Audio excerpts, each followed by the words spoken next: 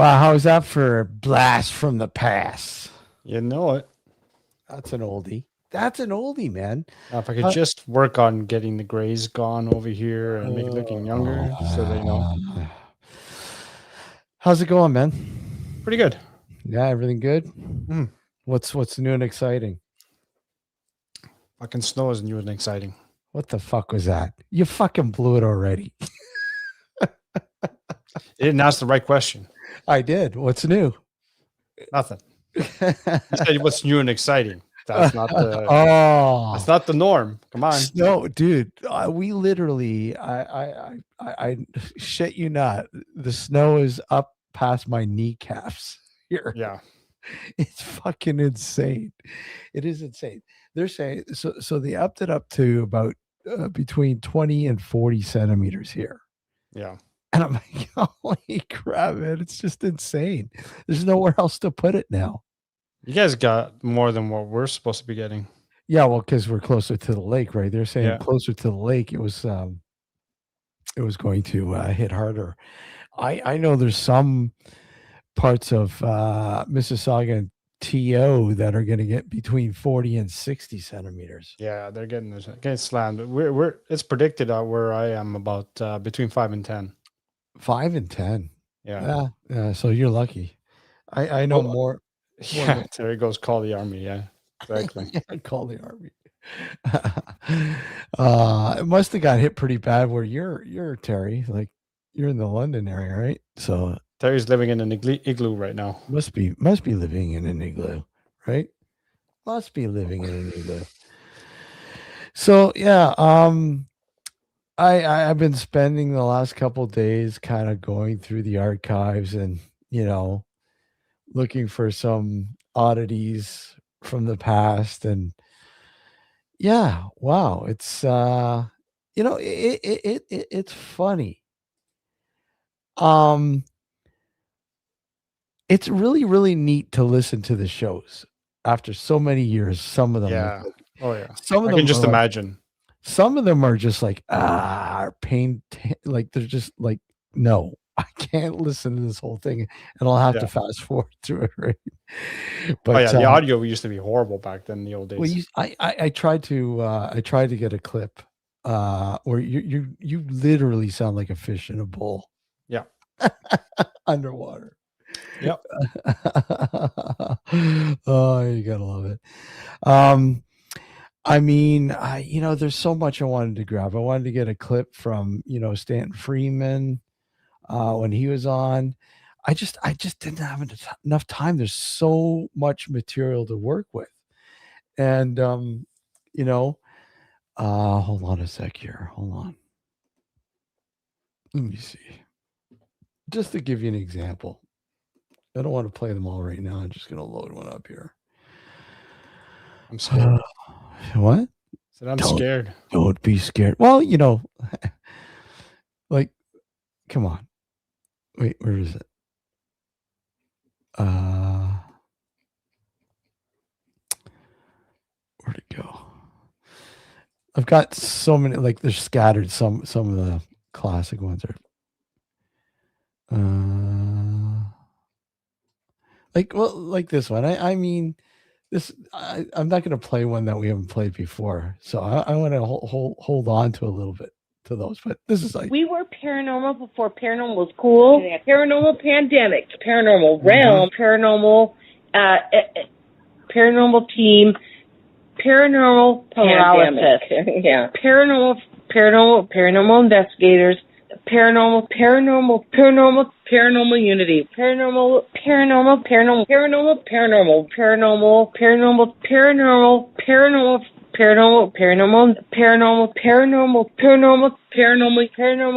Chris and I were paranormal before paranormal was cool. And quite literally, we were paranormal before paranormal was cool.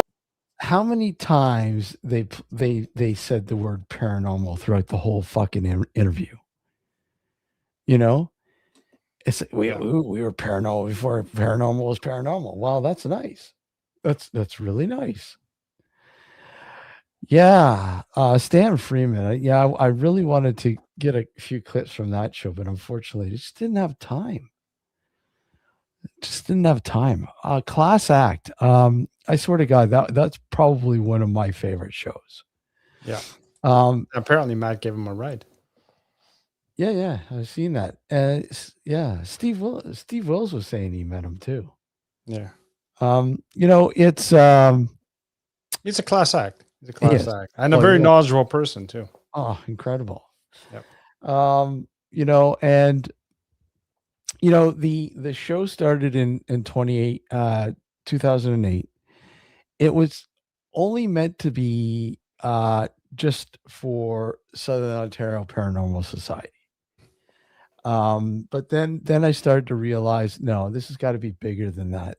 I wanted to bring in, guests and talk about stuff beyond just the ghost hunting and shit like that. High strangeness, cryptozoology, ufology, crop circles, you name it. We've touched it all. We've talked about it all. In the beginning, it was my co-host was Kate Kingston, who only lasted a show or two.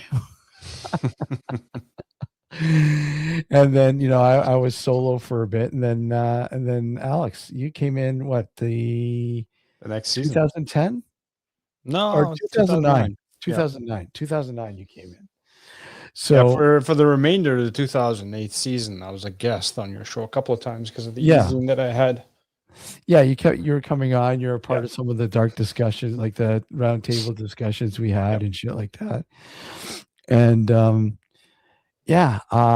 the show bounced from Blog Talk Radio, which was good in the beginning because it had a dedicated phone line. Mhm. You did 2 hours, and that's essentially how the format of the show really began, the 2-hour slot. It was 2 hours. It's always been 2 hours. And then we left Blog Talk. I think it was 2012. What's that? I was just reading Crazy Mark's comment there. Yeah, Good times. Having a we left Blog Talk. I think it was around 2012.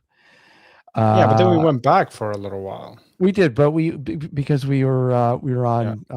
You know what? Hold on a sec. We were on live stream for a season. Yeah, we were on live stream. Hold on, I got to get this. I don't know where. We were, and where did Frankie go? Getting Frankie. He was our mascot when we were on live stream. Terry can attest to that. Well, this one is actually for Terry. Yeah. Hold on a sec.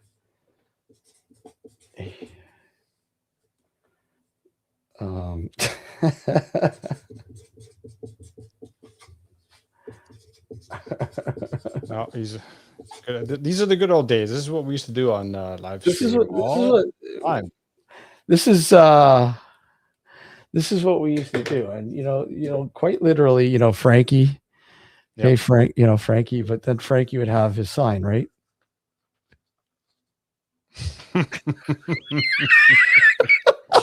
Yeah.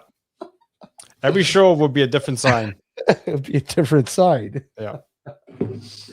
Because we didn't. So even though we were on live stream and we could technically have our faces on there, yeah, we didn't have cameras well, we had cameras, but we didn't. It was just more for recording the audio. That's right.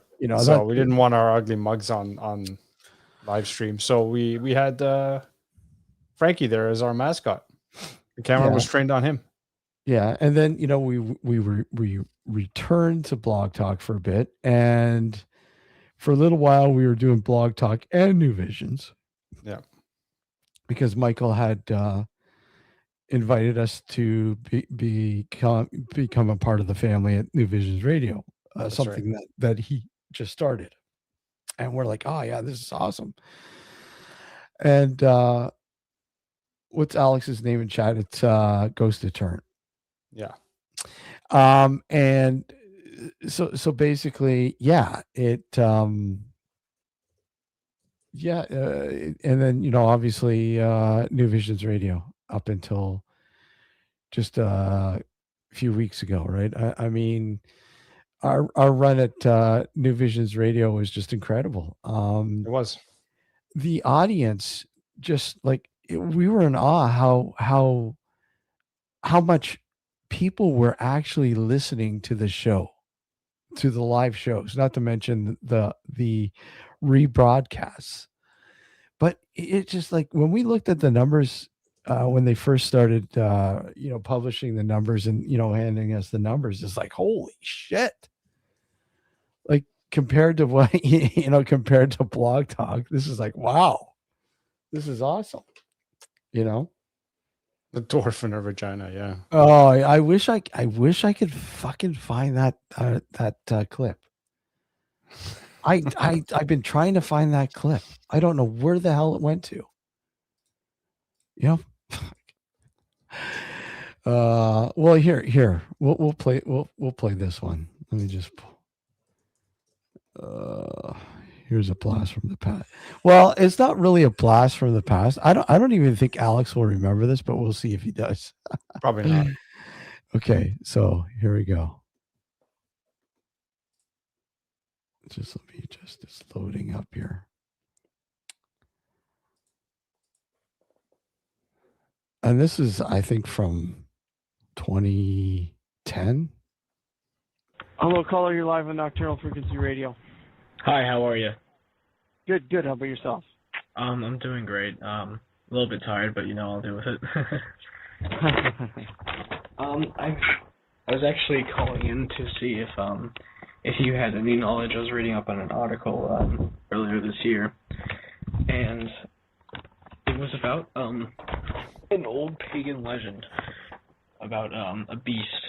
The Latin name for it was I think it was like Nostramus Pius Armadubus or something, but it roughly translates to half man, half bear, half pig. And there are a lot of stories about it. I don't know if you have any knowledge of it. Is this any relation to that strange thing that sort of washed up on the shores of the UK recently? It might have actually.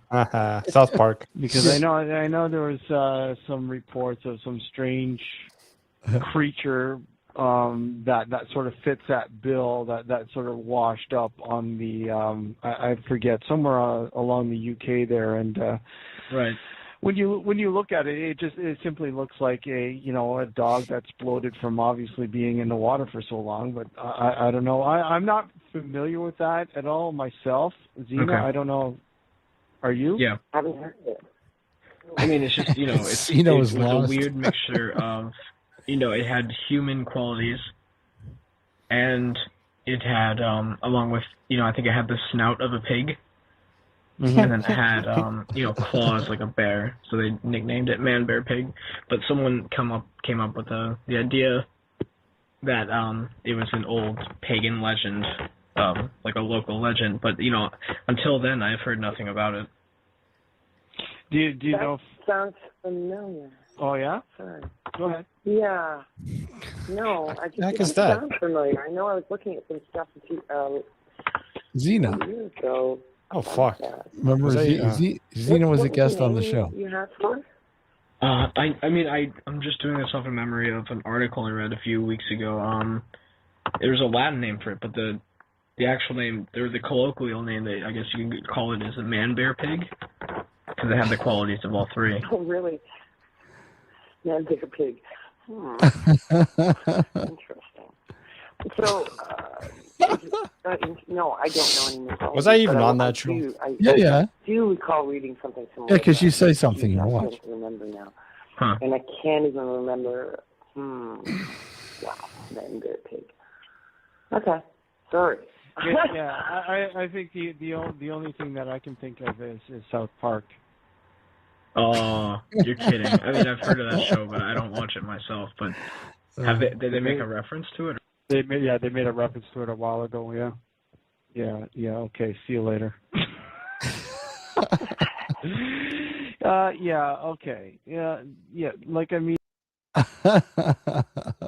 Oh, you gotta love it, eh?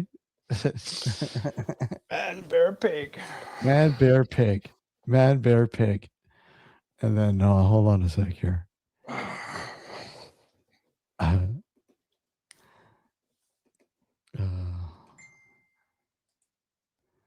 Let's go here. Here we go. Here we go.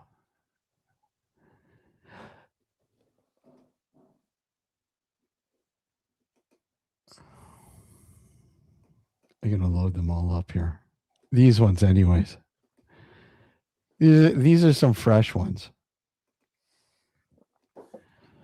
Because we all know Alex. Hey, what's new, Alex? Nothing. We all know. Here's some new ones that I didn't get to. Hold on. So what's new and exciting? Nothing. I was trying to be new and exciting. I know. What's new and exciting? Nothing. So what's new? Nothing, really. So what's new? Nothing, really. See, I just have a recording that I keep playing every time you ask that question. Yeah. Or do you have something to say? No? No, I don't have anything to say. I'm serious, man. I'm going to edit a clip together, and it's gonna be hilarious. You know that. Of course it's going to be hilarious. It's going to be me saying the same thing all the time. Yeah. No, nothing new. Nothing. Nothing. Same as usual. Oh, it's hilarious. Hold on a sec here. Let me just hold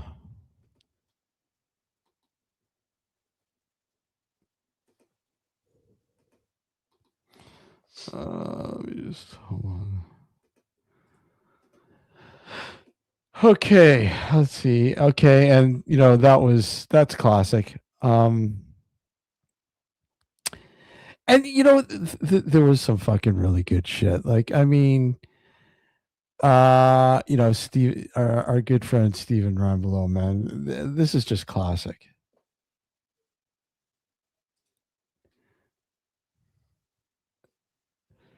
Like, there's some classic, but this is more of a classic moment, really.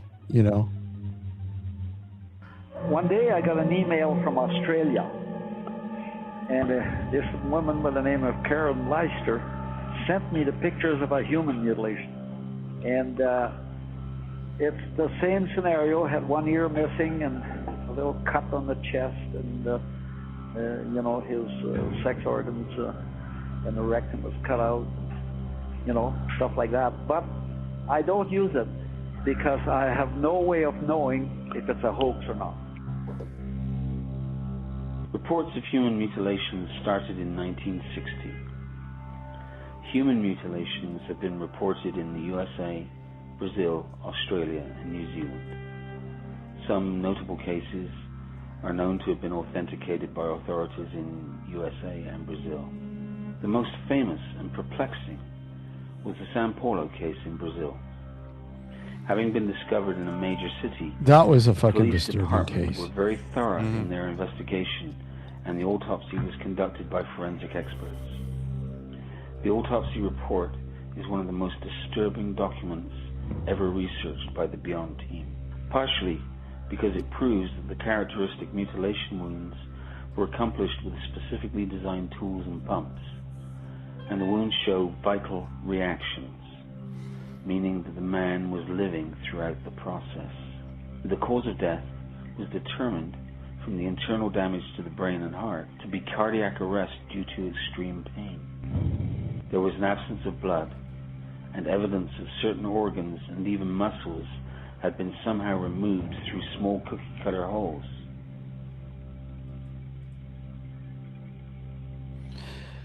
Yeah. The forensic experts have no idea as to how this was accomplished. You remember that? The church freaks the church freaks calling in. Hold on. Hello, sir. How are you? Hello. I'm going to be Hello. very in the background. Hello, Alex. Good to see you in 2026. Did you have a good New Year? When did you become a werewolf? He's always been a werewolf. Yeah. I've only come out recently to talk about it because he up here saw one. And we private. No, that way. Yeah, the other way. Yeah. That way. No, the other way. You want me to show it? That's him. He saw one, didn't he? So share the man, pig, beast. Yeah. Yeah. I'm bear pig. Yeah. Oh, fine. Yeah. Oh. And it is from South Park. Yeah. Yeah. Yeah. And it was a demon from hell. And Yeah. he had cloven hooves and claws, and he was half man, half pig, half bear. And I know the creators of South Park, Matt and Trey. Yeah. And I was introduced to them by Masao Maki, a Japanese man who lives in Aspen, Colorado, which is where they're from. Nice. And George Clooney and Masao Maki gave them their first money to make their very first South Park episode, which was known as a Christmas Carol or something, or a Christmas something. Yeah, and it was the first time the characters were seen, and it was made for George Clooney to send out the cartoon to all his friends as a Christmas gift. Nice. Yeah. Nice. That's now look what they are. Yeah, I know. Yeah. Defying logic. Yeah. That is cool. That is cool. I'm part of Sea Shepherd, and they did one ribbing Captain Paul Watson of Sea Shepherd and Whale Wars. Yeah. Hold on, let me just I'm just loading up some more clips here. I'm hoping these the ones let's see. Okay, it's loading perfect. Sometimes these they're too big. One of the classic well, Matt, you know the show because of Gareth, right? Pretty much. Your show, yeah. Yeah. Yeah. Yeah. Yeah. Yeah. And it's we've always gravitated to certain shows because we always remember this. I mean, one of the ones that we had was a guy named UFO Ricky. Yeah. He came on the show, and quite literally every time we had that guy on the show, we were literally stalked by his stalker. and I'm not kidding you, man. And his stalker was a guy that was on all these fucking talk shows talking about this who UFO Ricky really was or is. Yeah. And I don't really want to say, but it's fucking brutal. But anyways, here's UFO Ricky calling into the show before we even had him on as a guest. You're live on Nocturnal Frequency Radio. Hello. Hello. How you doing? Can you hear me? Good. How about? Yes, I can hear you. We can hear you. Can everyone hear? Correct. Yes. All right. Who are we speaking to? My screen name's UFO Abductee. Oh, hello, UFO. How are you? I'm okay. Did you want to get your story out there for the listeners? Obviously, people in chat know what's going on, but people who are listening may not. Oh, okay. No, I was just typing in things in there, and they were telling me to call in, but you guys aren't talking about anything I'm familiar with. Well, virtually, it's an open table. It's open discussion. We're just throwing topics out there to generate conversation and discussion and awareness. But if you want to share your story as to what you were sharing in chat, we'd certainly love to hear it. Well, I was just basically telling some things that I've been through, being that I was taken. Okay. Explain to people what you mean by taken. I'm just going to say it. So if you want to ask about it, you can ask about it. But star beings came and took me, and they took me to the back of the moon, and I went through a lot of stuff, did a lot of things, saw a lot of things, and it's a very long story. I really don't have that long a time, but that's, it's just a basic abduction experience. And what I went through was very different because I was conscious a lot. Do you know exactly who took you or what took you? They didn't give me their names, but I know they were starving. There were two different types. The two types I met. I'm not saying that's all there is. I'm just telling you what I went through. I'm not saying there are more. There aren't any more, but there's questions in chat, but let me go. Now, your experience. What did it? You being taken. What did that entail? What happened exactly? What happened? Yeah. Well, the beginning, like I said, it's a long story, so I try to break it down as fast as I can. Okay, give us the basics, yeah. What happened one night? Let's see. I used to have to go to work like at 5 in the morning, so I was asleep by 8 o'clock. I really hated to go to work tired, so basically I went to sleep my regular time, and one night I heard these dogs. They woke me up. Just dogs were barking, and they kept barking, so I woke up one night. But I lived in an apartment, and they didn't have any pets and stuff like that, so when I woke up, I was walking down the middle of the street, and the dogs were barking at me. But I had no control. The only thing I had control of was my eyeballs. I was basically along for the ride. So I went to this little area in my little town, in my city where I'm at, and like I said, I was along for the ride, and I could see everything, but I couldn't control anything. And I just went, I saw this little ball-shaped craft in the woods, sort of wooded area, and I walked right into it. And I asked them where they taking me, and they said to the back of the moon, and I said, okay, and we went. And it just seemed like I knew them and stuff like that, but that's just like the very, very beginning of the story. Now, you say they took you to the back of the moon. Why, do you know why or understand why they took you to the back of the moon? Yeah, that was the first thing I asked. And they said because, this is what they told me. I don't know if it's true or whatever, but they say they can't be monitored from there. They said we can monitor anywhere in space except behind the moon. Now that they took you to the back of the moon. Now, were you kept in the craft, or did they take you to the back of the moon? What happened to me was they kept like knocking me out. I called it Novocaine for your soul. They would just knock you out, but they could still make you do. They could say like, do this, go over here. We need you to do this, and you'll go do it, but you're like unconscious. Like if you were going into surgery and you had anesthesia or whatever. Okay. But it's different, and it's not injected in you. It's like a mental thing. And so I just kept waking up. The first thing that woke me up was the dogs. So after they said they're taking me to the moon, I kind of blacked out again, but I saw the whole trip. But I didn't see the landing or whatever. And then the next thing that woke me up was I was in a big funnel-shaped pool full of some like jelly gel, it was like black and green. And what woke me up was all kinds of people were yelling. There was like 15 other people in it with me. And I wasn't all the way in it.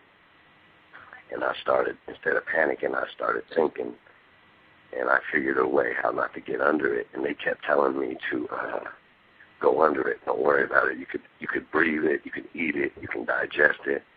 And they told me your waste will turn into it. So basically, we can live in it. And I won't drown, but I didn't believe them, and I didn't go under. There are questions in the chat, and let me get those out to you because people are wondering. You claim you learned of the past, present, future. Do you recall any of this? Explain that. Explain? Well, yeah. I kind of made an agreement with them at the time because I got into a confrontation with the little guys, I call them. They're what everybody calls grays, but they're not gray. And I had a confrontation with them, and I was going to get them. I was going to kill them, basically. And this is where I figured out we use mental telepathy because they knew what I was thinking before I really knew what I was thinking. And they did something to me. It wasn't like they pulled a gun on me. Or their form of defense is totally different. What they did to me, they actually stopped me from doing what I was doing, and they introduced me. They brought in another star being who was taller and took me away and started explaining things to me. And then I made a deal with them that, you know, basically I was kidnapped, and I really wanted to get home. So I made a deal with them. They could do anything they want with me. Don't touch me or scare me. And they answered every question I asked them. So that's how I know. Now, in terms of... And we used telepathy, so no other humans on this planet knows about telepathy. So when someone's using telepathy and talking to you, it's not like you telling me something. If you tell me a lie, I have to take your word for it. If me and you were using telepathy and you tell me a lie, I know. So everything they tell me and everything they know from me is genuine. Like if I said, no, I'm not going to hit you, but I was really going to hit them, they know. And just like they tell me this information, I knew. So it's a total different kind of trust than humans have. Now, have you... revelations, information that they fed you about us, about humans and our existence, was that shared at all? They told me everything. They showed me everything. They put me in it.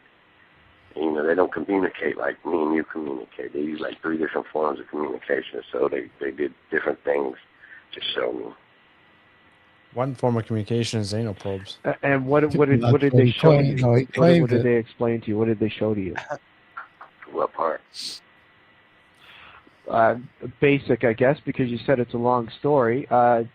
We would definitely love to have you back on the show to do 2 hours if you want. But for now, obviously, because we're short on time, I guess just the basic footnotes. What were some of the things? I can tell you some things that you're probably going to want to know about later. I know everything about abductions, why they do it, why they've been doing it. I know about cow abductions. I know about the future, what's happening. They told me about when they're coming. They're on their way now, when they're coming, and it's not 2012. I just know so much stuff. That was it's wrong. Not really, it's like real broad. I mean, I could tell you that humans have been extinct before, and that's a real key reason to why they are taking us. Because if they did not take us and keep us around when we were extinct, we'd be gone forever. How long is this clip? Yeah, that's good enough. Fuck. So, Matt, I'm sure you've heard stories like that before. Yeah. I've probably been abducted, but I refuse to have hypnotic regression because it can lead to false memories. Yeah. Alex knows all about that. False memories? I'm just kidding. I'm just kidding. So, okay, what do you got here, Matt? What do you want me to show here? Right. Captain Paul Watson was ribbed on South Park because of whale wars, okay? Yeah. And the show there, Whale Wars, this is Captain Paul Watson, Yeah. okay? And this is a visit to Sea Shepherd. This is my friend Benny, who served on the ship. That's his dog, Rosie. She's dead now. I met Paul Watson on the ship, the Steve Irwin, and shook his hand. I said, I'm a circle maker. He said, how does that work? And I showed him my stomper board, and it said, Circle Makers for Peace, Sea Shepherd, on the board. Oh, And he said, cool. I said, can I have a photo? He said, yes, absolutely. So then I met Hawkwind, Adamant, and another band, and Harvey Bainbridge, and you know the thing, the theremin. Wow, wow, wow, wow, wow, Yeah, wow, wow. Yeah, theremin. They were playing theremin there, saxophone, and Adamant was there with his son, who was playing as well. Cool. And I can show you a little clip very quickly because this is 4-part video. It's about 3 hours long. So anyway, this is getting on board because we had to go through another ship onto a battleship to get onto the Steve Irwin. Right, so I'll fast forward. There's the Steve Irwin. There's the Steve Irwin with a radar dome and a helicopter in the back, in the blue thing on top, helicopter in there. Yeah. Right. So now we have to climb up a rope ladder to get on. Right. So now we're on the Steve Irwin. No, we aren't. Right. We had to lift the dog up. Right. Dog had to be lifted up. Right. I've got the same clothing that they're wearing, similar to that there. Okay. Now, cool. dog's up. Dogs and animals are not allowed on the ship. Right. Okay. Except for, there he is. There's Paul Watson signing my board. Oh. Let me turn the volume down a bit. It's a bit loud. Okay. Let me turn it down a bit. So that's. Thank you, That's pretty Paul. cool. Yeah. And then he had a photo. Look, he's operating my stomper board. Look, watch. Both hands, and then you walk forwards. Yeah. With the foot. Yeah, walk on it, and then you go like that. That's it. Yeah. So. Do you still have that board? No, I sold it at auction. We got £1,000 for some of the things we sold. You know? Oh. There he is. Charlie Morgan and Matt Class and Paul PR for putting this all together. His microphone didn't work, so they gave him a megaphone in the end because there were like about 600 people on the ship. Oh, wow. And it was rammed. It was absolutely rammed. And then later on, there he's got the megaphone now. But we were really quite happy. Okay, so this is on my channel. It's called Visit to Sea Shepherd London, Part 1, 9 of 2011. That's how far back this is. It's on my channel, Truth Seeker 666. Blatant plug there, sorry. That's fine. Okay, let me get the next one, which is the band's playing. Very quick. Right. This is an artist, Dave Fowler. He does the artwork for Super Furry Animals. Yeah. Right, so he's their artist, okay? And there's Hawkwind.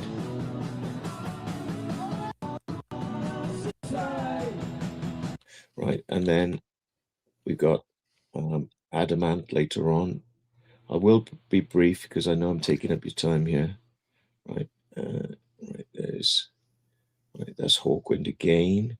I have to go to number 3. Right, Visit to Sea Shepherd.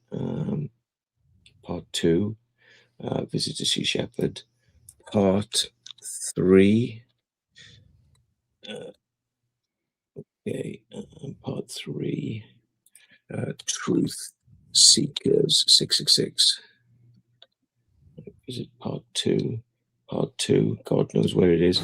I'll have to stop sharing this now. Okay. I'll find it and I'll bring it up later on. Yeah, that's basically it. Met Adam. We got a guy in the chat called Adumanta, right? Yeah. And he said he used to look like Adamant when he was young. And Stephen Yemp said, I used to look like Adamant when I was young. And I said, fuck off, Steve. In WhatsApp, I said, I believe it when I see a photo. Anyway, back to you guys. Yeah, it's yeah, well, yeah, I remember Adamant. Holy crap, that's wow. Hold on, let me just see here. Okay, I have record. Couldn't resist. That was a classic show. Yeah. The 2-part. This is basically the story from the story. Matt, you remember Bubble Boy? Remember those photos I showed you? Remember the Bubble show? Boy. Yeah, remember the guy hovering above the field in a field, dome with crop circles? No crop circles. No. It kind of looked like a portal. It looked like a portal, and quite literally is a session of 4. It was taken by a deer cam, right? Oh yeah. Remember those? Anyways, this is it's like a little plasma ghosty thing, yeah. Exactly. So this is the guy. Lee came on the show to talk about the experience, and this is really cool. Okay. Lee, welcome to the show. Hi there. How are you? Great. So, I guess sort of lead us into exactly how these pictures came into being in terms of like what were they taken with, why were they taken, and sort of go on from there. Yeah. Okay. Right on. So, a bit of background. Yeah. I'm about middle of the province of Ontario near Algonquin Park, and I live in the middle of the bush, really, the forest, right? We're out in the middle of nowhere here. Mm-hmm. And I'm big into the outdoors and hunting in particular, so I've got numerous trail cameras all over our acreage. We've quite a bit of country around here we cover these game cameras with. So they are heat in motion triggers them, and they just do their own thing, and you go around, collect the SDs out of them, and bring them home and have a look and see what you got. So I'm looking for deer, moose, bear, all those kinds of things. Mm-hmm. So I was out checking my cameras one day, and I've got, about somewhere around a dozen of these Spy Point game cameras, and I bring all the cards home. They're all labeled with each camera, so I know exactly where they're coming from and whatnot. And I get these series of pictures. Like once they're triggered, they do multiple shots type of thing. So I think I had that particular camera set on I think it was like a burst of 4 photos it would do once it was triggered. And so the first picture looked like it was just an issue with the sun or something along those lines, where it cast almost like a halo on the top of the camera. Yeah.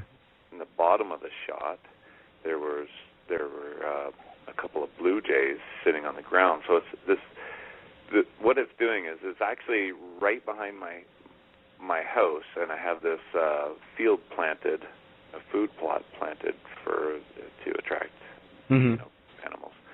So it's very close to the house, and so there's a couple of blue jays there in the bottom of the screen, bottom of the shot, and this weird halo-looking thing on the top of the camera. The very next picture, so I mean we're talking within seconds.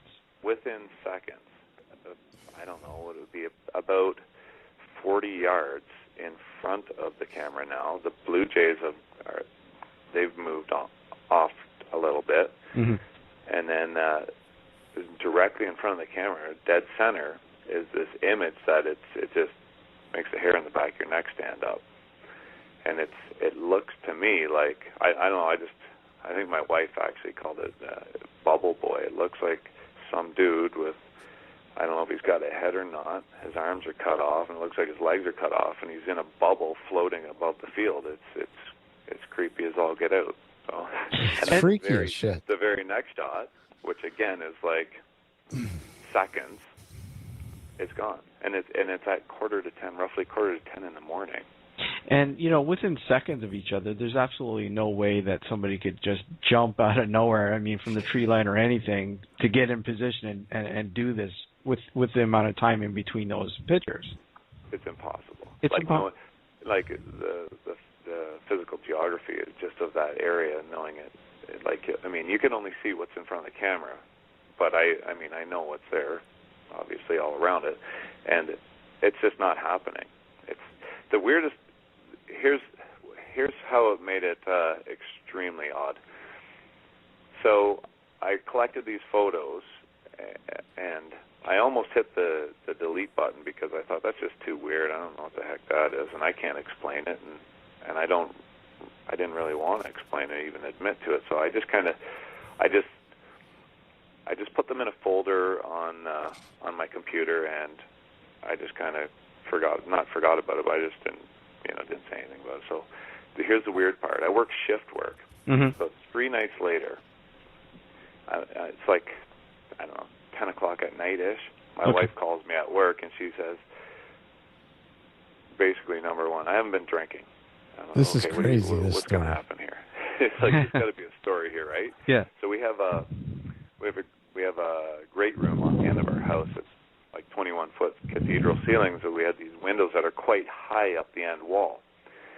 She says, I'm not kidding you, like something comes out of the sky, this green ball comes ripping across the sky, it comes right to one of these high windows, they're like 15 feet off the ground, mm-hmm. throws the brakes on, sits in front of that window, and then shoots off straight across that field going straight down the back of the house. So would be directly over that game camera, headed in the same direction that this, what we call bubble boy thing was, right, in the photo. So I said, I kind of laughed. I said, that's kind of weird. That's pretty creepy. Do me a favor, go to the computer, go into my folder, my photo folder, and she, well, why? What's going on? I said, just go. Trust me. Just go check this out. You won't believe this, because I hadn't told her about it, right? So she goes on there, and she's like, what in the hell is that? I said, I don't know. It was pretty funny that you just seen something really weird. And look at what was on my trail camera like 3 days ago. So, can you believe that? Lee, welcome to the show. See, that's fucking insane, man. Great. So, I guess just the his wife's experience and kind of tells you exactly what that might have been. Yeah, it's really, really strange story, isn't it? Yes. Matt's transformed. I'm forever blowing bubbles, and bubbles is forever blowing.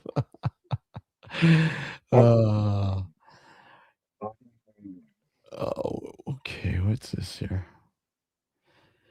Remember, very strange story indeed, sir. What was that? It was a very strange story indeed, sir.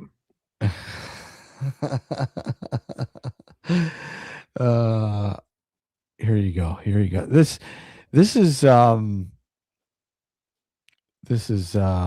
remember, it's not ghost hunting until it's not ghost hunting if you don't bring a camera into a cemetery.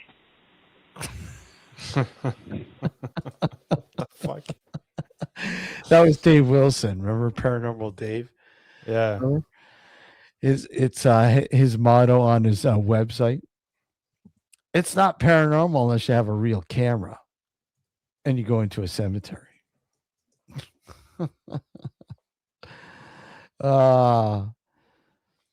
You did your quick change, Matt. Yeah. I can change. Not even a full moon. Are you able to change without the full moon? Yeah. We'll get that. It takes a lot of training and discipline. We want to get the change on the show here, Matt. Come on, change it back. Could you change it back? No. It's too painful and bloody for people to see. You will get, your stream will get taken down. Oh, okay. But I have something very funny for you. Would you like to? Do you know I won the lottery? You won the lottery? Yes, £5.1 million. Wow. Yes. That's I awesome. told people. I told people like this. I told her, and he didn't believe me. So when I get my aircraft and my boat, I'm moving to the States or Australia, okay? You don't want to move to the States now, do you? You might get tariffed. No, I'd rather come to Canada because it's colder and I get very warm with my fur.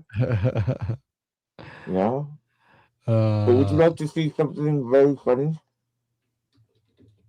Sure. Okay. Do you like the American flag? Do you like the Star Spangled Banner? Do I have it? No. No, do you like it? I like it. It's a cool flag, yeah. No, it's a song. The song, Banner. yeah. Yeah. I've done a video. It's about 7 minutes long, but I'll skip you through it. You will get copyright strike on the first song, okay? So edit it out later, okay? Okay. Okay, let's go.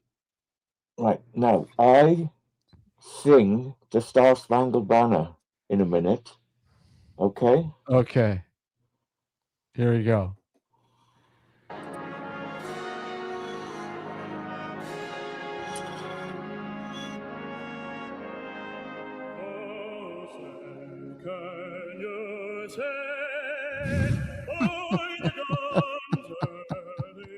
The fuck?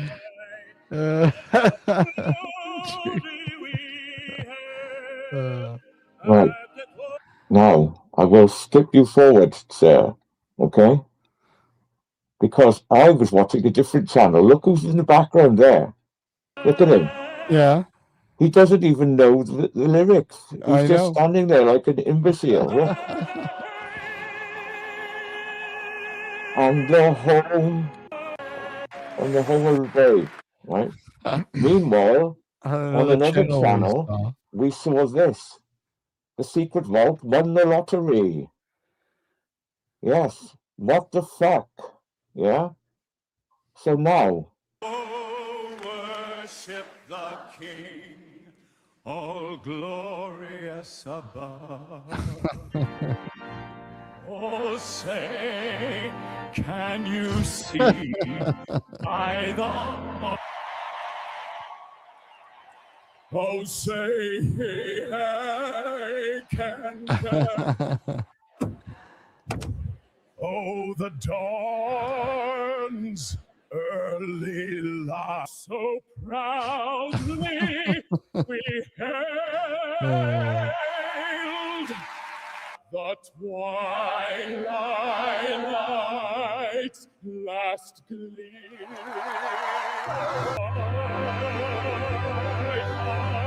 O'er the ramparts we watched, so gallantly streaming, rocket's red glare. The rocket's red glare, the bombs bursting in air, gave proof through the night. Our flag was still there. Hey, can you see by the dawn's early? And I will always love you. There we go. I'll drop down now. I'll change back. I'll have to go mute because it's very disturbing. Okay. What's this here? This is a pretty cool ghost story that somebody called in with. I don't know if you remember this. Oh, you're live on Nocturnal Frequency Radio. Hi. I just recently got back from a 5-year trip in Vietnam, and I have this story that I really want to share. Remember with you this guys. one? I actually haven't told anybody yet. I've just been back in the States here since February, I think, maybe March. And when I was over there, I was in this village over there. It's way down south. And I was talking to a taxi cab driver one time. Now, in Vietnam, they don't have cabs; they have motorcycles, and there's taxi people that drive people around, and it's not a company; it's all individual people, and they pick up people, and then you sit on this motorcycle or a scooter, and then they drive you to your destination. And I was talking with this one taxi driver, and he told me the story. Oh man, it was so cool. He said that one night, when he was driving around the country area, there was this girl that he seen on the side, and she needed a ride home. And she said she didn't have any money. But if he takes her home, she can get the money and pay him. So people are so poor over there that they'll jump at a chance like that. So he drove her home. And when he got to the house, he let her off, and she went into the house, and he waited like around 15, 20 minutes or something like that, and he couldn't wait anymore. So he knocked on the door of the house, and he said, where's the girl? I need to get paid because I got to go somewhere. And the lady, the old lady in the house, said, there is no girl that lives here. And he was like, I just dropped a girl off here. And she said, no. And he looked over her shoulder to try to find if the girl was hiding or something, and he seen an altar. in Asia, people that die, they make an altar with a picture on it and some incense. And he'd seen that altar with the picture of the girl that he drove to the house. And I was, what? Am I making sense? Yeah, absolutely. That's you hear similar stories like that all the time. I mean, that is cool. I mean, like there's a viral video out there. I know it's not true, but it's neat how they do it. A couple of guys are in a car and they're driving down the road, and all of a sudden there's this girl on the side of the road sort of hitchhiking. They pick her up, and she's sitting in the back seat. She's acting all weird. They're driving along, and then all of a sudden, they find out that this girl is actually a ghost. It's of a woman that had been killed on the side of the road. It sort of plays into that. You hear that all the time, and it's really neat when you hear stories like that. Yeah, I don't hear those type of stories all the time. So really? I was really, I actually don't hear that many ghost stories. I hear some weird ones, like people say they've seen stuff go by, but I don't usually pay attention to it. But I something about this guy's story from a taxi cab driver. Out of all the people, these guys are just concerned about money, and then they're just trying to get you to do something with them. And for this guy to come out and say this story to me, I thought it was really freaky, and it actually scared me for the longest time. I've never heard a story like that where an actual freaky. We're going to take a short break here. Our halfway break. Don't go anywhere. You're watching Nocturnal Frequency Radio. More with Matt. More of the history. Do not go anywhere. We'll be right back.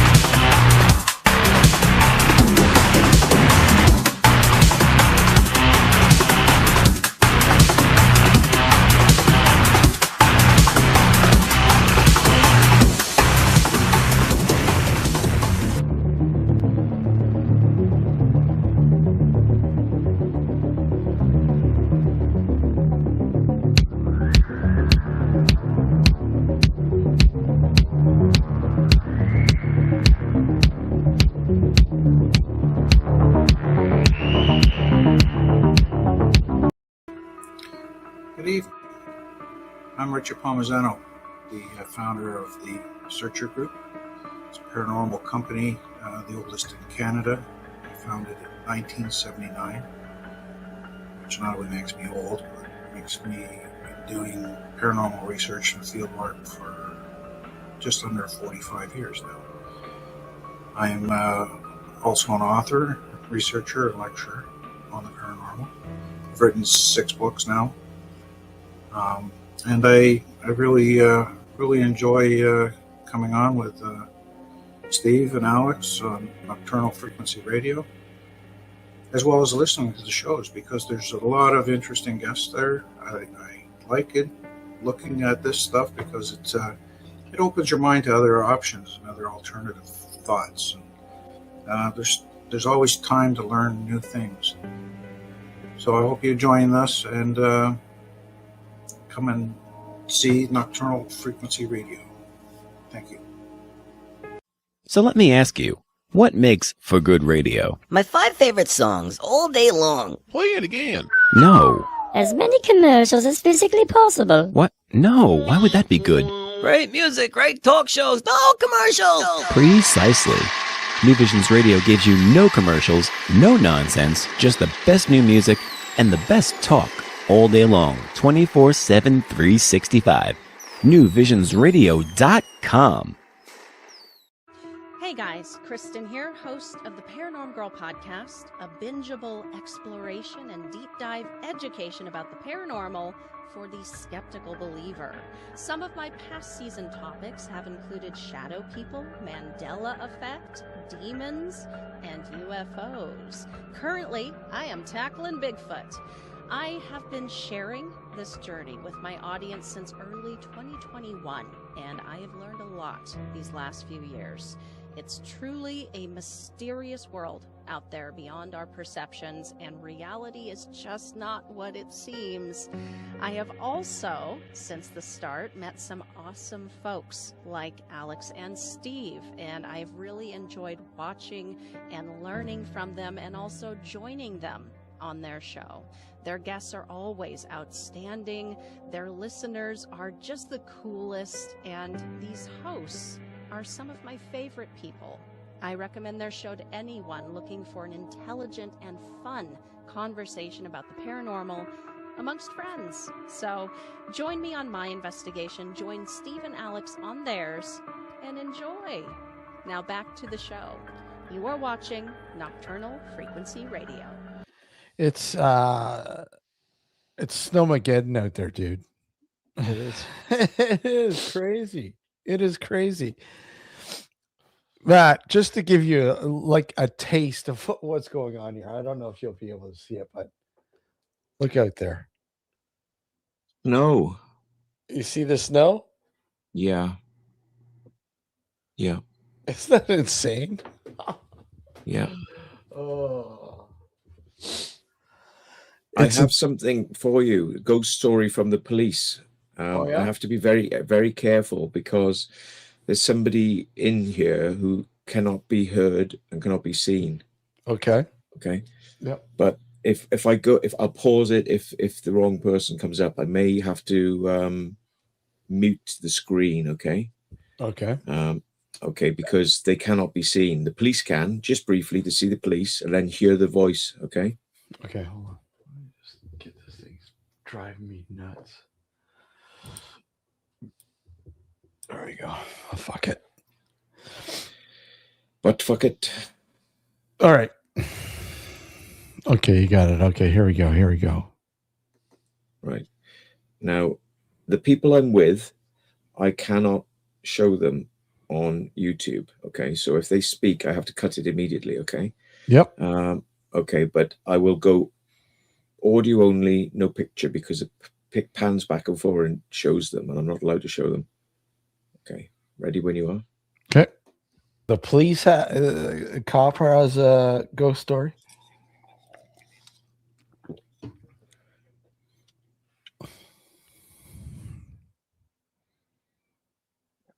It's safe to bring up again now. Okay. I'll share your screen, okay? So it looks a bit weird now, okay? Right, here we go. So we've seen a few places we couldn't get in. If you've done your research, there's a Caterham ghost, because you're on the outskirts of Caterham, and there's a ghost that haunts the Caterham bypass A22. Oh. Yeah, apparently, it was a young girl who was killed in a car accident back in the 70s, and she's seen running across the road in the early hours as if retracing her route home. You know, there's actually a Right. Yeah. And what happens is then people will run over this girl and they'll feel the bump underneath the car. And No then, way. yeah, and then they go out and look for the body and there's no body. So let me play the audio again. Hang on. Right. Yeah. All right. Never seen it myself. Yeah. Hang on. Let me just. Yeah. Okay. Free to go. Okay, thank you. Thank you very much, James. All right. Thank you for coming back. Taking up your time. I mean, I stayed to chat with them, you know. Which is... Yeah, there we are. That's all I can play. Okay. Wow, a little bit of backstory in there. That's interesting. Right. We went to visit a house, 3 of us, me and 2 others, whose names I can't mention. Yeah. You're going to have to edit this out, okay? Because briefly the face was seen, okay? Yep. And I will be in big, serious trouble if that face is seen, okay? Yeah, no problem. All right. So the neighbors came out and said, "What are you doing in the house next door?" And we said, "Well, it's locked." They said, "You broke it in." I said, "It's locked. It's locked. Go and check." And they said, "All right then." So they checked. They said, "Yeah, it's locked, but you would have broken in. You've got tools." They said, "We called the police." I said, "We'll wait for the police." I said, "I've got no tools on me, nothing in the car. They're welcome to check." The police came along and these 2 owners said, "They're broke in." And they said, "Go in the house. Shush, go away." Because they're nuisances. They're nuisances to the police. And then the police said, "Right, can we check you?" "Yeah, check me. Here's my car keys. Check the car." "No, we're not going to check the car." I said, "Look, you know," I said, we're ghost hunters, okay, and we are urban explorers." They said, "Oh, that's cool. That's cool." They said, "Give us your names. Check your records. Yeah, you're fine. Here's my business card." "Right. Well, there's a ghost on the Caterham Road." Just like I said. And they said, "We get calls all the time from people saying, 'I've run over a girl.'" They said, "Where?" "Caterham bypass." They say, "It's not, it's a ghost." And people say, "Really?" They said, "Yeah, you ran over a ghost." And he said, "We get the calls all the time." He said, "I'm hoping that one of the police officers sees it and runs over the body because, you know, wouldn't that be cool?" And I said, "Yeah." And he said, "But we get calls on 999 all the time." Have you tried to see if you can witness this yourself? No, because I've only been to Caterham 3 times. Oh, okay. Yeah. Okay, anyway, that's the story. Back to you. That is a cool story. But I mean, you hear similar stories to that all the time, man. And why, you know, most of the time it's a woman. Females. You know, female hitchhiker. Phantom hitchhikers. Yeah. Phantom hitchhikers. Yeah. Phantom dogs, the black dog. Yeah. You know, with the red eyes Mhm. that follows you home because you're lonely and in the dark. Yeah. It walks beside you with red glowing eyes. And when you get to your destination, it disappears. Yeah. Weird. It's there to help you, to comfort you. That'd be insane, Alex. You know, like you know, a phantom hitchhiker. It would be. You know, you have an experience. I mean, have you ever had an experience like that? Like anything remotely like, what the hell? That didn't make No, sense. the only thing I can. It's not a phantom hitchhiker story, but I mean, there's a section that I take when my in-laws used to live in Vaughan, and we used to go visit them. On the way home, we used to take this specific road, Kirby Road, which, you know, had a not a history of haunting, but had so a lot of people were saying that there was a haunted house somewhere along this stretch of road. Yeah. I couldn't figure out exactly where, but nevertheless, there was one point where we drove by this one specific section of Kirby Road where we saw this white dog on the side of the road, just sort of like lying down. More than once. We saw it twice. And then after that, we didn't see it again. Right? Mhm. It was weird. But I mean, it could have been easily like the dog of the farmhouse that was just a few hundred yards up the street. You know what I mean? But that was the only weird thing that I experienced. We didn't experience any hitchhikers per se. Yeah, it'd be such an odd sort of scenario. I can't. I just keep looking out the window, and going, this was supposed to stop around 9 o'clock here. Well, do you know what people used to experience? They'd go out in the morning and they'd have cloven hooves coming through the garden and going up the side of the house and across the roof, and then jumping 50 feet and then more hooves, and they basically were visited by a cloven hoof devil, and the Really? marks were on the house. How could I've somebody heard climb up that. the house? Yeah, I've heard that. yeah. Now, we have lots and lots of pubs in the UK called the Black Dog, and it's because of the phantom dog. It's seen all over the UK, and nearby there's a place called Chilmark, the nuclear bunker, which had the cannabis grow room. Remember, I visited it. Yeah, well, there's You a just Black posted Dog. that recently, didn't you? No, that was years ago. Okay.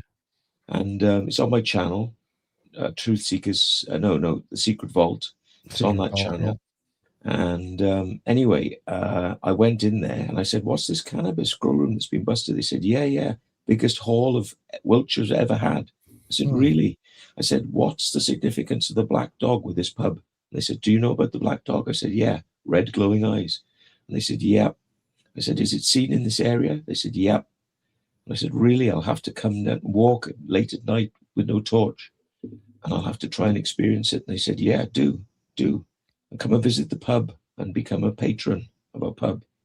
Yeah, indeed. That's insane. Like, and that's what I mean over there. Because of the history and the pubs, small little towns, villages, whatever. There's just so much folklore. It's steep, so much more than obviously than here, because here, you do have your folklore, and there is older parts of Canada, but God, not nearly like the UK. Yeah, there's a very quick ghost story. A young lad, 10 years of age, in a village near Alton Barnes, where the crop circles appear in the East Field, with Yeah. the white horse, and he fell off his bicycle, and an old lady came out of the house and said, "Are you okay? Can I get you a bandage?" And he said, "Yeah, I've scraped my bloody arms." So she put a bandage on it, she put plaster, she put ointment, and he went home and told his mum. He said, "Mum, the lady in the village helped me." She said, "Oh, great, she's done a really good job with the bandage and everything." She said, "I'll go up and see her now." So she drove up to the house where he described. He knocked on the door, and a young couple came out and they said, "Yes." They said, "The elderly lady who lives here, she helped my son. She put bandages on him." They said, "Describe her to us." She described the lady. They said, "No, she died 20 years ago. This is her house." Yeah, she's been known to come out and manifest things, give you money, and it's real. And she put the bandages on, real. So a ghost can manifest reality, yeah. And they said it's a ghost story. And the guy who it happened to is Steve Marshall, his name is, and he worked for the BBC radiophonic workshop. Yeah, BBC. Wow. They used to make all the synth sounds for Doctor Who. Oh, no way. Yeah, and that's Steve Marshall. He's a musician. Wow. So, back to you. Classic. Oh, those synth sounds. Oh, yeah. Do you know what the Doctor Who, the sound of the TARDIS when it's going Yeah. It's made up of elephants. Elephants. It's elephants Really? going. Yeah, we're going with their trunks. Yeah. Wow. It's synthesized, echoed, and then weird sounds put on top of it, and that's the TARDIS. Wow, that is so cool. Steve Marshall probably was one of the people who helped make that sound. Yeah. Wow. Yeah, it's amazing how they can figure out these and it's the sounds are the most simplest things, but the way they can make them sound, it just like, wow, incredible. Incredible. George Lucas has his place in San Marino. Is it Skywalker Ranch? Yeah. And they do Skywalker sound, right? And they literally go out and film nature sounds, then mix them up and turn them into the sounds of the TIE fighters and the weapons that chow chow chow chow chow chow chow, and that might be a bird sped up going, and they speed it up, and then it becomes pew pew pew. That's amazing. Fun That's fact. amazing. Fun fact: the creator of the Doctor Who was a Canadian-born gentleman. What? Yeah. What? Sidney Newman, Canadian-born BBC executive. Come Wow. on. Did not know that. Most people come from Canada. Come on, let's face it. You know? Yeah. Come on, look at us. Yeah, come on. Yeah. Wow. And this is just strictly for Mel with fishnets. Yeah. I knew one of the doctors, and I spent time with many of the actors from Doctor Who. I knew Mike Baker, who was the brother of Colin Baker, the curly haired camp one, yeah. And I met him at a con, right? And I went up and I said, Colin, you don't know me, but I work for Customs and Excise. I know your brother Mike. He said, oh, I haven't spoken to Mike in about a month. I said, yeah, he's told me all about growing up with you as a young boy. He said, really? He said, yes. He said, fond memories of Mike. I said, I should go and visit him. I don't see him enough. He said, I'm busy with my family, you know, I got kids. And I said, yeah, I love the camp where you played the Doctor. It's lovely. Some people didn't like it. I loved it. You were one of my favorites, along with Tom Baker. And he said, yeah, great. Yeah, I mean, Colin Baker's Doctor was, it was quite different from the rest of them. I mean, I didn't like it in the beginning, but I think it kind of grew on me when I rewatched it years later. I thought it was all right. It didn't bother me. Yeah. Now there's a lady called Camille Kaduri, right? I've got her Wikipedia up here. I can show you a photo. Now, she played Rose Tyler's mum in the David Tennant part of the Doctor Who, okay? And her real name is Camille Kaduri, right? Which is sort of an Italian name. I've got Italians in my family. Alex is also Italian, yeah. So Italian family. And now I spent an evening in a tent with her, just me and her. Yeah. And I said, tell me about Doctor Who. She said, oh, really? I said, no, I want to know about you. I said, I wouldn't bore you with Doctor Who. I said, I probably know quite as much as you do, but you could fill me in on some facts.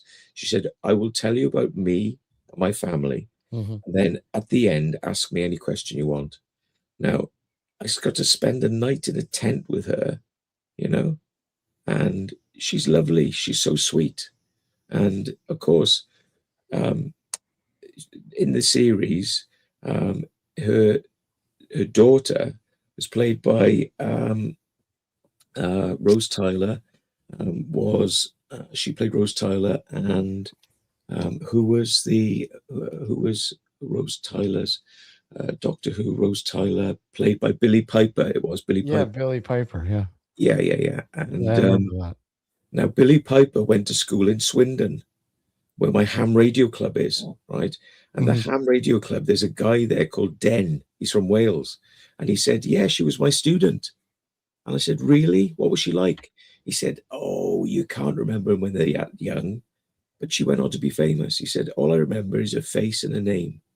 Terry, if you're still listening, Matt said the magic word, ham radio. Ham radio.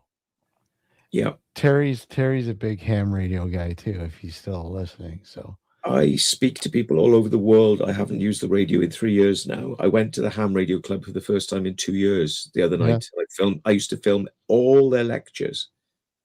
Wow. And I filmed one the other night, and I have to edit it and put it up now. I'm going to get back into it a bit more, but there's 3 licenses: foundation, intermediate, and advanced. I'm intermediate, and I'm allowed to transmit. It was 50 watts, now it's 100 watts. If you're advanced, you can transmit 4 kilowatts of power. And I can literally get on 10 watts of power through to the United States. Mm. Yeah, I mean, I've always had an interest, but I've never really followed through with it. I mean, obviously, like I remember when I used to listen to, obviously Art Bell, Coast to Coast sort of thing, and how he used to talk about the ham radio and how interesting, and it always sounded quite fascinating, and I don't know why I just never really followed through with the interest in it. Just I Well, don't the know. thing is, I never wanted to take part because one of the things was you had to learn Morse code. And I said, no, because you Yeah. can use a computer to do Morse code to send and receive. So why learn that? It's a good skill, Yeah. but it's kind of filling my brain with stuff I don't need, So With, they dropped that requirement and I immediately joined. oh, so you don't need to do that, and you don't need to learn Morse code No, anymore. Okay. it's just if you want to, if you want to do it without a computer, just with Mm. Yeah, it'd be really cool. I think it'd be cool to know it, because you never know, right? You never know when you may need something like that. You never know. preppers need Yeah. when there's a nuclear war, which will never happen because the aliens will not allow nukes. Okay, they when that happens, if you kept your radio in the ground in a metal container, it Mhm. will not be destroyed because all electronics go up, vaporize. Yeah, Mhm. and but you can use that to communicate to keep the world safe and long distance. Now, if you had a ham radio in America, the power is much higher, right? And you can use frequencies that we're not allowed to use in the UK, but sneakily So nobody knows. why aren't you allowed to use them there? Because we have certain allocations and restrictions. Ah, okay. America is wide open, Wide open. Yeah. wide open. Now, at certain times of the day, with very limited power and a very small wire aerial, Yeah. if I knew what frequency you were on and I listened out for you, I could call out, you'd hear me very, very faintly. Yeah. Mhm. And you could call back and I'd hear you very faintly. And then if every once in a while you'd come really loud and then go quiet and then really loud again. Yeah, yeah, it's really fascinating, and it's funny because with ham radio, I went out and bought a high end shortwave radio. Yeah. Those are really intriguing, man. You don't need to buy one now because there's a thing No. called software defined radio on the internet. Yeah. But well, You this use is somebody else's massive antenna. You yeah, use this their antenna. yeah, this was years ago, but I used to love listening to shortwave and what you're able to find on there. It was very intriguing. AM is mostly what they broadcast on. And AM has a thing called a carrier frequency, which keeps the signal clear. Mhm. But it takes a hell of a lot of power. Now, AM was what Art Bell was transmitting on, Yep. and I believe he transmitted from his house. Yep. Okay, but it wastes a lot of power. So what they do is to conserve power, they use upper sideband and lower sideband.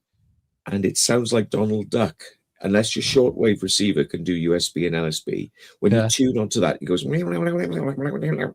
It's like, yeah. And if you have that, you can listen to ham radio people, and you can listen to marine and aircraft, military aircraft on HF. Yeah. It's it was fascinating. Like I said, I still have the radio, but God, I haven't busted that thing out in years. Well, you don't need to know. You just tap into a web page, and it's got USB, LSB, carrier, CW for Morse, PSK, which is phase shift, and there's formats, right, where you type in a message, you say looking for a contact on carrier wave Morse, looking for a contact, and you get Australia will come back. Yeah. And then there's an even slower thing that transmits very slowly. It goes, and it takes about a minute to transmit 5 words. But that travels all around the globe. Wow, that's incredible. That's incredible. On 5 watts of power. 5 watts of power. You ever have a Nothing. shortwave radio, Alex? No, I have a receiver, but not shortwave radio. You didn't you picked up something not too long ago, didn't you? Yeah, I picked up a unit and A receiver. scanner, right? A scanner, yeah. A scanner, that's right.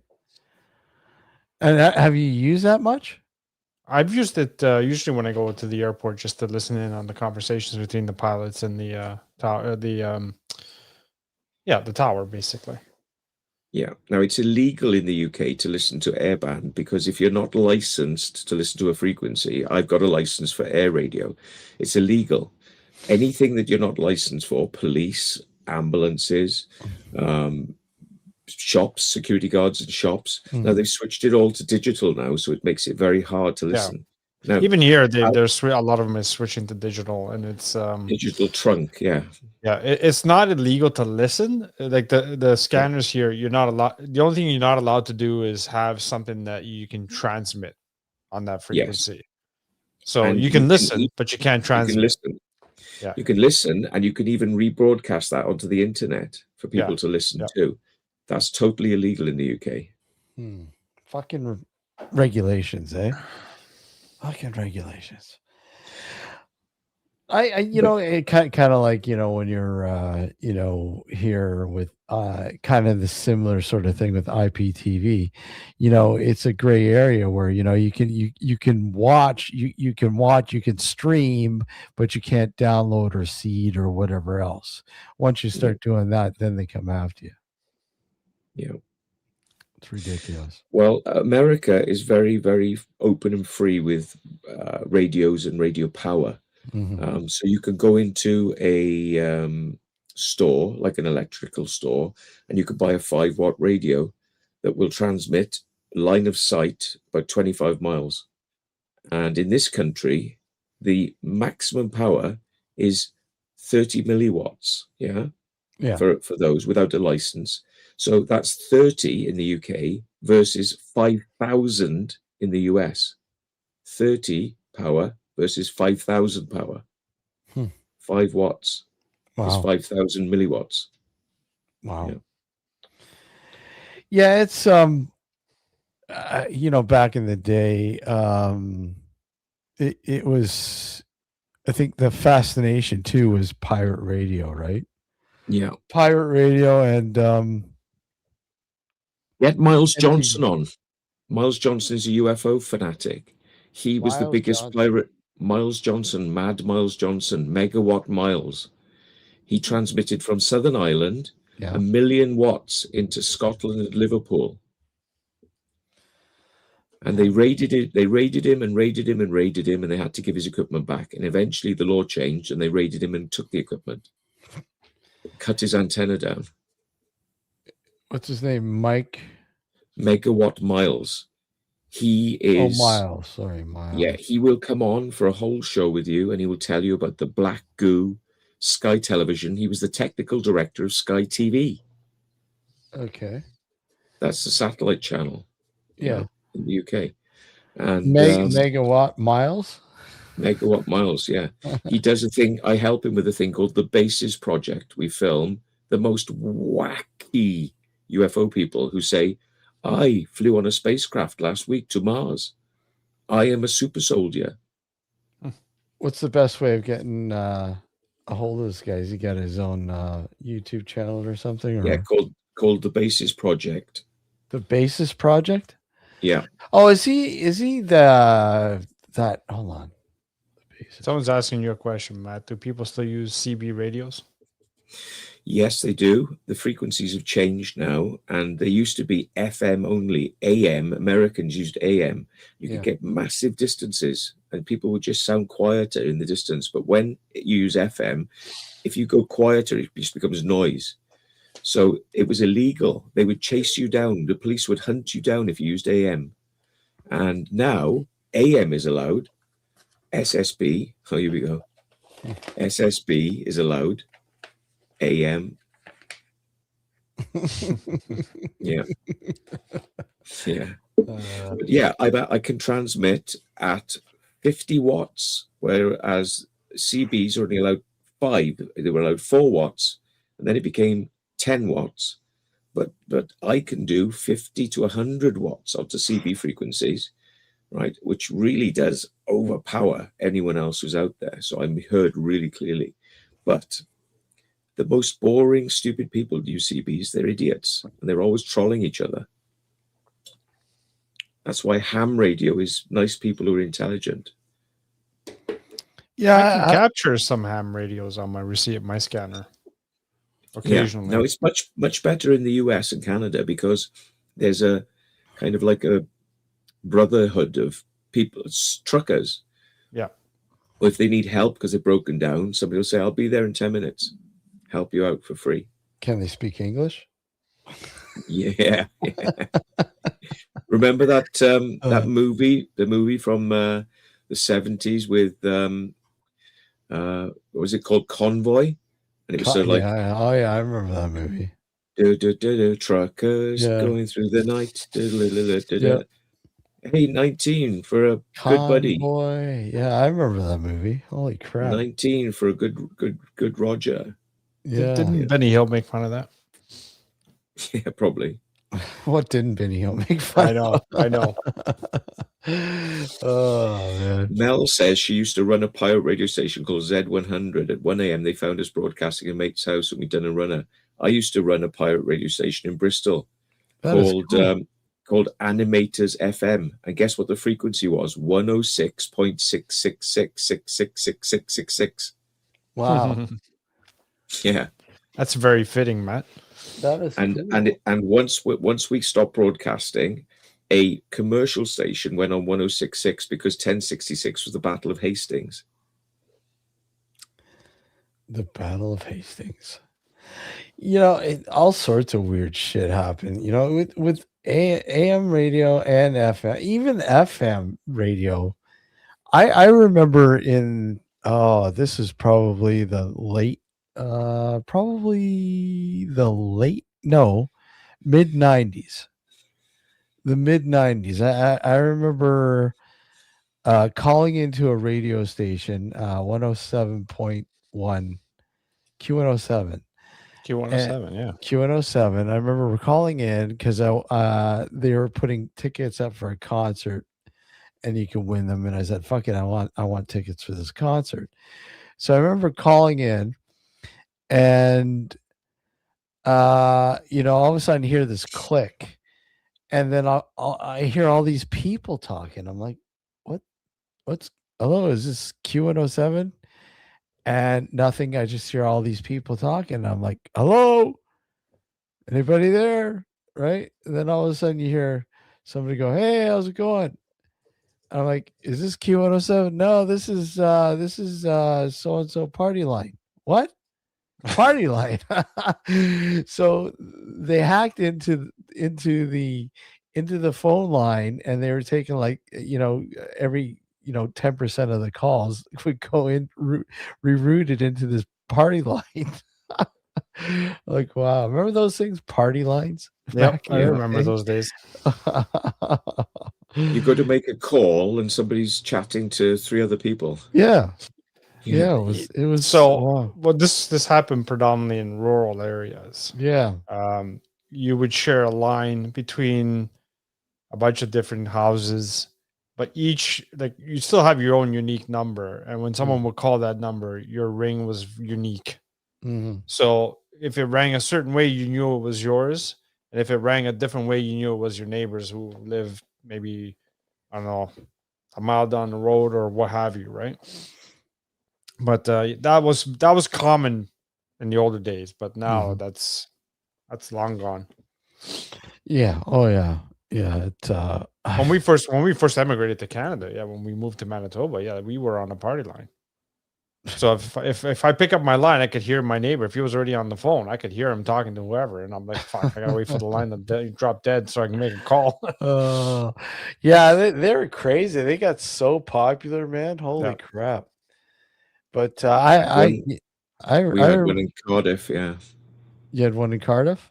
Yeah, when my dad was working in Barrie, and we we lived in Culverhouse Cross near the BBC studios, and he used to drive to Barry, but they didn't have individual lines, so we had a party line, and my mum used to listen in secretly to everyone else's. She was like, "Ooh," Yeah. you know.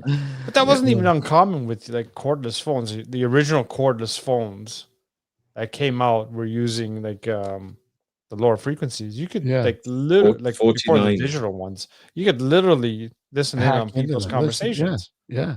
49 megahertz and 1 megahertz.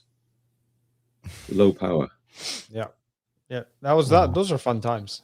When I'll be talking to someone, all of a sudden I hear somebody else's conversation. Yeah, I'm like, yeah. "What's What the hell's over going on here?" here? Yeah. I remember that. Fun Wow. times. Yeah. Oh yeah. Wow. Incredible. Yeah. Well, Alex, you should play that full clip now. Oh, Oh sorry. yeah, you I'm fucking have one falling of asleep these. here. I'm going to hand you one of these through the camera, sir. Energy Hang on. drink. Yeah. Okay, I have recordings of evil angels going in my purse, unzipping it and everything, and snorting and growling and all. And I recorded tapes when I didn't understand. Okay, when I didn't understand the strange things that was going on in my house, I went something like a talkie growled like a cartoon. It went, oh, and then there was some chant like on Rosemary Baby. And then something so low and they're like, and all of that. And so I let my good friend I called Mom listen to it. She said, I don't watch pictures like that. And so I've been recording down through the years various recordings. I accidentally recorded them walking along beside me. And they was breathing like that and walking. That's it. Too much. Too bad I didn't have it wasn't longer. Classic, man. That's one of the classic call-ins. Yeah, but I mean, she could have been telling the truth because, I mean, weird shit happens, and the more weird, less people will believe you. But she's still, testing her credibility because people are going to say she's nuts. Take care, Crazy Mark. Cheers, mate.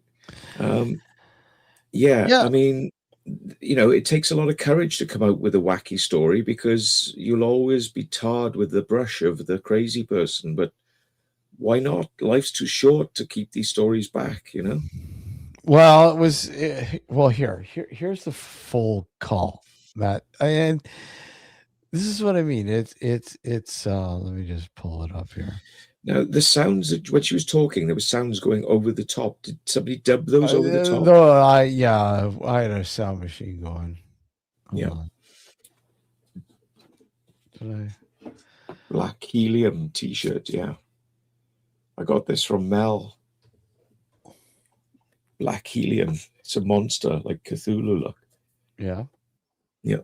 Vids.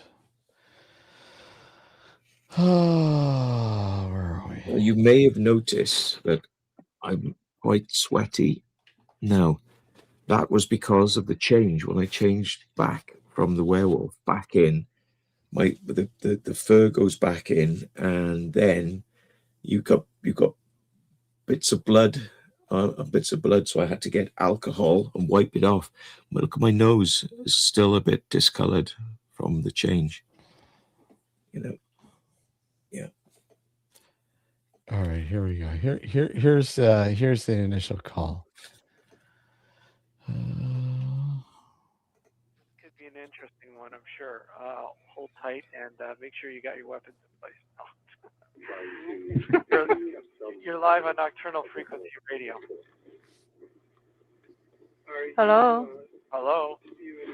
Yes, I'm listening to Talk Frequency Radio, right? Sure. I had tuned in earlier, but I think I had tuned in to the other person. Is it the same number for everybody? No, it's a different number. You're actually calling a different number. This is a 1-800 number that you've got. Oh, okay. So it seems to like. Oh yes, I'm listening to myself now. Okay. Her radio's all over the Okay, back. so what I'm doing is I was listening to one of my recordings, so supernatural recordings of some things that was taking place in my home. I have recordings of evil angels going in my purse and You might want to snorting. turn down you might want to Turn the radio. Yeah. Oh, I tried Turn your radio off. Yeah. Okay, I have recordings of evil angels going in my purse, unzipping it and everything, and snorting and growling and all. And I recorded tapes when I didn't understand. Okay, when I didn't understand the strange things that was going on in my house, I made a tape recording. The first one that I ever made, it was the growling of a beast. It went something like a talkie growling like a cartoon. It went, oh, God. And then there was some chant like on Rosemary Baby. And then something so low and like, and all of that. And so I let my good friend I called Mom listen to it. She said, I don't watch pictures like that. And so I've been recording down through the years, various recordings. I accidentally recorded them walking along beside me. And they was breathing like that. And walking. The Yeah. demons got her again. Quick, call the bishop. And then this is hold on a sec. Here's the other part of it. Hold on. Stay.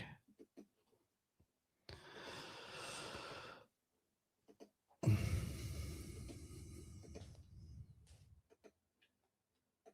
when I moved there, I found out later that I moved into the devil's territory. I didn't think it was strange when a guy and his girlfriend was peeping from behind the door, which I found out later saying she's moving in. I didn't think it's strange because when you're moving into a new place, you know, people watching everything, especially if you're moving in the daytime. But what I did find strange is that they continue to peep and look and go into many various alias, you know, and as if they had something to hide. And so I said, well, they must be criminals, you know. Then I found out that they was very evil, you know. In this particular apartment, the thermostat is controls the whole building. There was one thermostat, so I didn't know that. So I kept getting cold in my home. And when I inquired with the landlady, she told me it was on the third floor. And at the third floor was where this lady lived. And she told me that.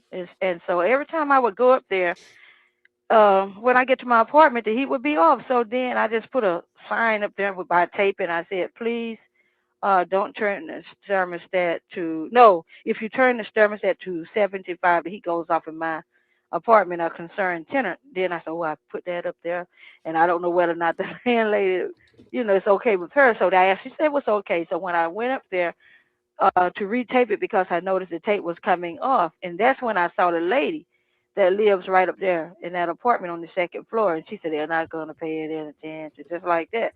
So it was nothing really strange at that particular point about her, except when I came down, she said the MF better not mess with me and stuff. So I asked the landlady, what's all this about? She said, that's the lady on third. You know, she always turned the heat off and it goes off. The lady that always turned the heat off in her apartment when she get hot, and the third is always complaining about her virus. Nobody likes her, you know. And needless to say, not toot my horn, the God blessed me to find favor. And so little did I know is that the landlady was going to put this thermostat in my apartment. I woke up one morning and I found this woman. She was running the people away when I had awakened. So then she told me later on that she was going to put it in there. So she put it out in the hallway. No, she put it up there, another one by the ladies. It was a digital one by her apartment. And her friend said, well, I guess you have to use a broom to control that. So she broke it. Then they put one in the hallway with a glass around it. She broke it. So then the landlady told me, don't tell anybody. I'm going to put it in your...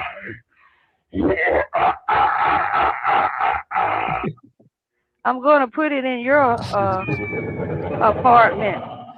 I'm going to put it in your apartment. So she did. To make a long story short, I began to go through many different changes. I would get home and I would find that there was white powdery substance on my floor. I take off my shoes and dance in it, did a little holy dance because I know the scripture lets me know that I have the power over Satan and all of the work of the enemies, and nothing by any means shall hurt me. I have the power to tread on scorpions and all the work of the enemy, and nothing by any means shall hurt me. So I would not only find the powdery white substance on my floor, I would find in my bathroom, my shower would be wet and dripping when I would come home, and my shower curtain would be wet. I found axle grease on the walls of the bathroom tile. Oh my God, I found my bed had been slept in. I guess this sounds like the Three Little Bears, huh? And so it was like gritty substances in the bed. The I think she microwave said, was make the long story short. popcorn was found in. I Yeah. never put popcorn in it. And then I also found a very black. Very black. Yeah. Yeah, interesting call. Interesting I used call. to get a lot of these interesting calls when we Yeah, were on Blog Talk. I missed the dedicated line, and well, you know, we were like live between 11 and 1 a.m. in the morning too. So, yep. Back I then, used to have poltergeist activity in many of my houses. Yeah. When I was a kid, I would wake up and I would wake up bolt right, yeah, like I hadn't been asleep. And I would go, fuck, and I would turn over and I'd try and get back to sleep. And I go, I can't get back to sleep. And I go, why? Why am I so bolt right awake? What was I dreaming about? Nothing. I was not dreaming. And I'm boom.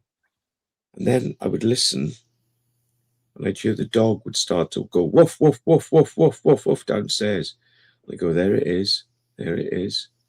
There it is. And then I'd hear it like this on my glass of my patio windows. So I jump out of bed, open the patio windows, there's no one there. I go up over the wall, look up the wall, I run down, I see the dog, I go, shh, shh. Yeah. And then I go back upstairs, lock the patio doors, turn the lights on, and then I'd go down to see the dog, feed the dog.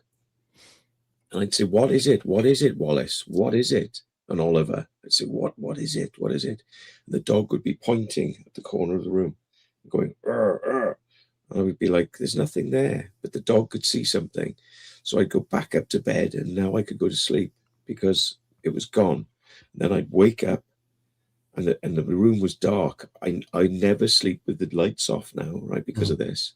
Okay, the room would be in the dark, and I'd wake up, and I'd be bleary-eyed like that, and there'd be a figure standing at the end of the bed. And I'd go, don't take your eyes off it. And I'd get up like this. I'd get up. There was no paralysis, yeah. I'd get up and I'd go like this. And I'd go, and it would disappear. Yeah. And then things would move. I'd leave the bedroom. My bed was completely clear, yeah. I'd come back and there'd be a book on the bed. Wow. I'd put the book back up on the shelf. I'd go downstairs, make a cup of tea, come back up. The book would be back on the bed. Wow. That's so crazy. many stories I can tell you, you know. And I used to speak to when I lived in Bishop's Cannings, when I was making crop circles, things would fly off shelves. But it always happened in the corner of my vision. It would never happen in front. It would fly off like that. And then I'd go, well done. Do it where I can see it. I said, you're so funny. Because of course ghosts want to scare you because that energy makes more ghost power. Excitable energy, yeah. And I would talk to it and I'd say, listen, I'll talk to you, whisper in my ear, I'll close my eyes, talk to me, I'm psychic, talk to me in my head. And there'd be nothing. And it would go away because I dispersed it by being happy, you know. And then a couple of weeks later, start up again. And I'd go, oh, you're frightening me. Of course, I'd be pretending. You're frightening me. You're frightening me. You're frightening me. Please don't do it. Please don't do it like that. And then crash in the kitchen. Crash. Stuff would be on the floor. Wow. That's pretty insane. Hey, Jackie, how are you? Jackie's oh, Jackie's there. Hi, Jackie Kaya Green. So Matt, okay, so we're pretty much near the end. You wanted to get something out, Matt? Yeah, very briefly, I'm not going to dwell on it, but I was on the receiving end of a hate crime earlier on in this week. The local pub down the road, which is my local, I've always been very polite with the landlady, but she hates my guts. And she said, get out. And I said, I'm using the toilet. I've got kidney stones. She said, I know you got kidney stones. Witnesses were there. And I said, you know I got kidney stones. Can you serve me half a Guinness, please? She said, half a Guinness and that's it. And I said, why? She said, it's no good for your kidney stones. It'll irritate them. I said, yes, it'll irritate the stones, but I'm taking strong painkillers. And with a little bit of alcohol, it'll make the painkillers even stronger. Yeah. I said, I'm peeing blood. Let me use the toilet. Get out. Drink it up. Get out. So I went across the road to get my pharmacy stuff, from the pharmacist. And I sneaked back in around the pub, went to pee again, peeing blood. And I went back into the bar and she said, what are you doing back in here? Kicked me out again. And I said, please, mercy. Please have mercy. I've done nothing to you. And she said, get out. I said, just tell me what it is. Is it because I'm gay? Is it because you don't believe my stories I tell on my channel? Like I'm a werewolf, yeah? Which is true, okay? But I can't show you the werewolf, right? Because there are people who hunt werewolves down, right? And I've got security cameras around the building. And they will try and shoot me with a silver bullet, yeah? Now, of course, they can't cut me because I will heal. They can't. I can outrun them. I can smell them coming. I can hear them a mile away. Yeah. And it's a curse. But to be honest, I wouldn't change it. I wouldn't change it. If I could go back in time, I wouldn't change it. I was attacked by dogs when I was young. Yeah. They were hellhounds. Yeah. I was attacked by hellhounds when I was about 7 years old. Okay. And one of them was infected. And I used to go up. I was afraid of the dark, but I used to go up at night when the full moon was out, and I would change, and then I would wake up and no clothes on, and I would smell my clothes. Where are they? And I'd find them, and I'd dress, but I'd come down the mountain, and I was no longer afraid of the dark. But I do not sleep in the house without the lights on. Yeah, but anyway, I have to report her to the police because what she's doing to me is illegal under the Disability Equality Act. That's illegal. She's not allowed to prevent a person from using the toilets, or if somebody comes in and asks for water, it's illegal to not give them water. Yeah, she would prevent me everything. And her dog, Arnie, the Great Dane, like Scooby-Doo, black he is, black fur. And the dog came up to me and was pawing me. She said, get away from him, Arnie. And Arnie was pawing me again. And she said, Arnie, back now. Yeah. Yeah. And he went away and he looked back at me like that and he just went. He was telling me he'd rather be with me than her. Wow. Yeah. Hey, Kevin. Yeah, hopefully you can get that sorted out, man. That's it's fucked up, isn't it? Yeah, that's pretty fucked up. But I don't want the police to arrest her. I want them to caution her, because I went back in there and I filmed. And she said, what are you doing in your filming? And I said, there's witnesses here. Be careful what you say. She said, get out now.